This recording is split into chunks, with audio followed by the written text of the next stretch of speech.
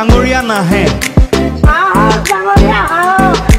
1 তাৰিখে পুৱাই গাঁওখনৰ এঘৰৰ পিছফালে ৰাইজে দেখিলে দুটা বগা ঘোঁৰাই খেৰ খাই আছে ৰাইজৰ হাহাকাৰ ভগৱান আহি জালুকবাৰী পালেহি তাৰ পাছতে ধূপ ধূনা জ্বলাই ঘোঁৰাক গামোচা চেলেং পিন্ধাই পূজা কৰি ৰাইজ ক'ব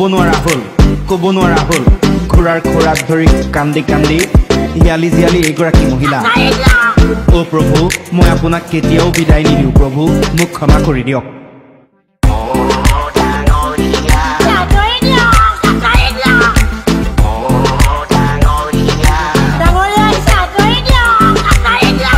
বিচনাতে শুৱাই ডাইনিং টেবুলতে বহুৱাই ঘোঁৰা দুটাক